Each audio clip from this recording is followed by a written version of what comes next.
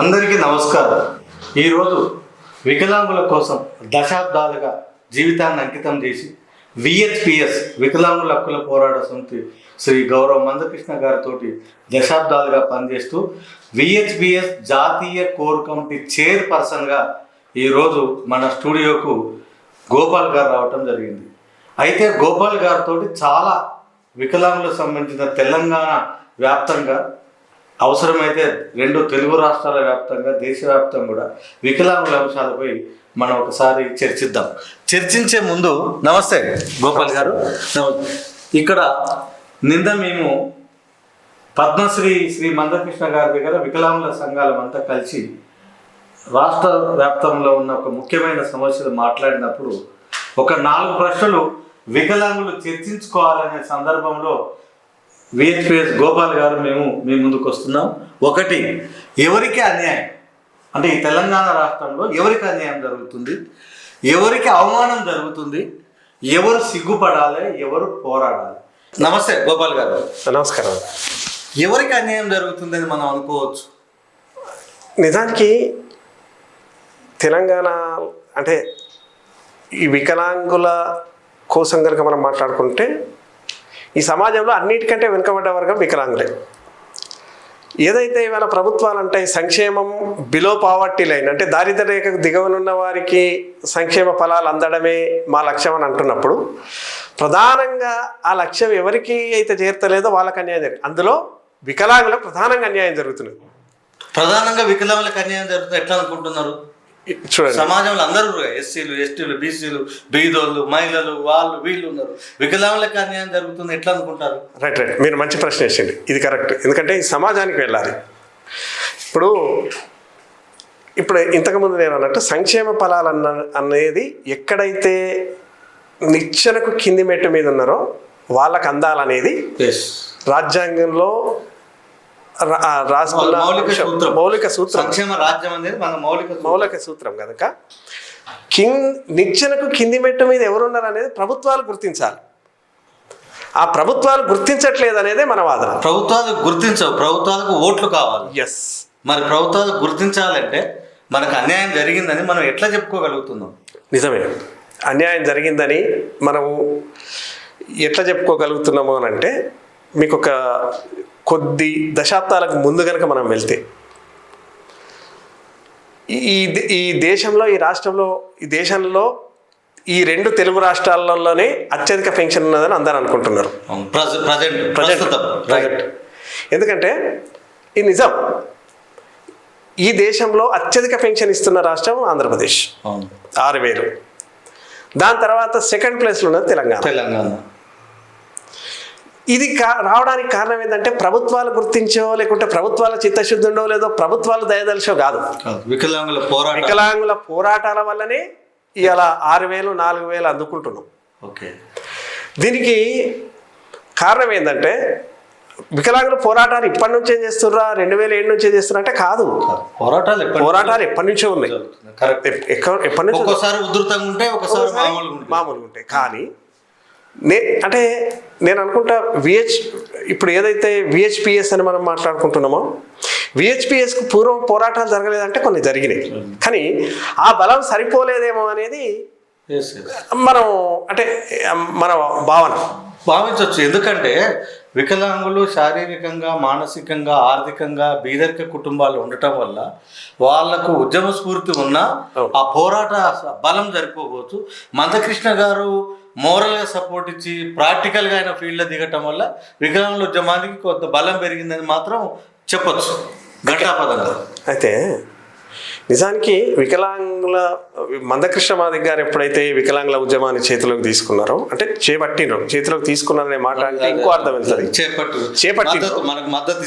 మనకు మద్దతు, ఆయన శక్తి, ఆయన యుక్తి అంతా మన కోసం తీసుకొచ్చిండ్రు. అంతకు ముందు మన పెన్షన్ 200. 2004లో రాజశేఖర్ రెడ్డి గారు ఆ ప్రభుత్వానికి వచ్చే మూమెంట్లో కాంగ్రెస్ పార్టీ మేనిఫెస్టోలో పెట్టిన పెన్షన్ 225. 200 ఇస్తామన్నారు. 225. ఆ 225 అనేది మేనిఫెస్టోలో పెట్టి 25 రూపాయలు ఇవ్వకుండా 200 ఇచ్చినా కూడా అప్పుడు మనం ఎవరో అడిగిన పరిస్థితిలో ఉన్నాం. ఒకవేళ ఎవరైనా అనుకున్నా అది మనం పెదవి దాటని పరిస్థితి. ఆ బలం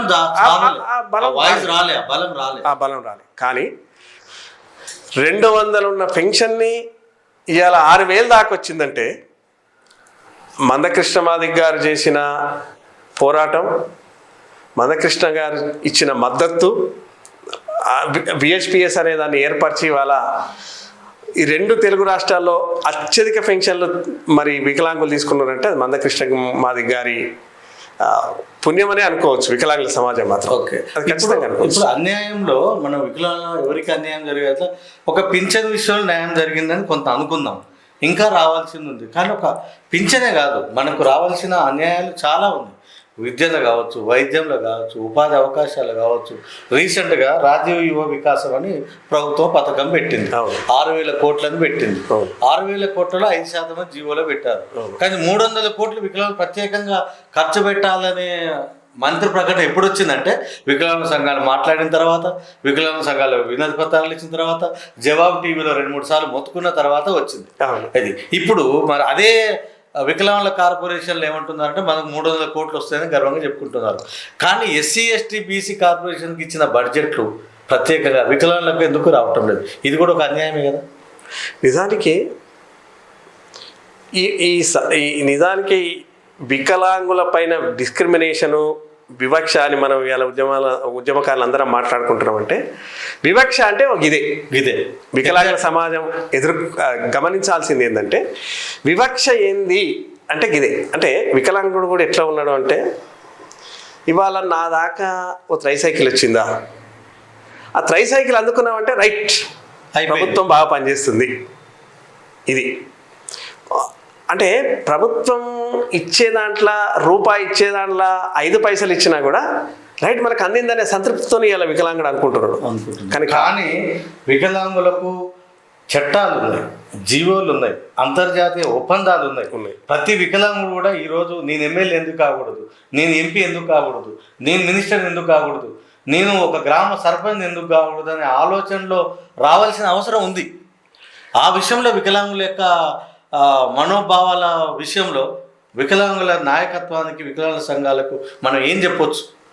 నిజానికి 2016 చట్టం వచ్చే ముందర ప్రతి రాష్ట్రంలో జిల్లా వైజ్గా సదస్సులు జరిగినాయి. జిల్లా వైజ్లో సదస్సులు జరిగినప్పుడు 2 తెలుగు రాష్ట్రాలలో మాత్రం ఖచ్చితంగా వికలాంగుల నాయకత్వాలు మాకు రాజకీయ రిజర్వేషన్లు కావాలి, రాజ్యాధికారంలో భాగస్వామ్యం ఖచ్చితంగా ఉండాలి అని అన్నాం. అది సిఫారసులలో కూడా ఉంది. కానీ చివరికి బిల్లు వైపు వచ్చే వరకు దాన్ని తీసేయడం జరిగింది. ఇంకొకటి కూడా మీతో మాట్లాడుతుంటే గుర్తొస్తుంది, 1987 అంటే దాదాపు నాకు తెలిసి 37 ఏళ్ల కింద భారత ప్రభుత్వము, అప్పటి రాజీవ్ గాంధీ ప్రభుత్వంలో బహరుల్ ఇస్లాం కమిటీ రిపోర్ట్ అని ఒకటి వేశారు.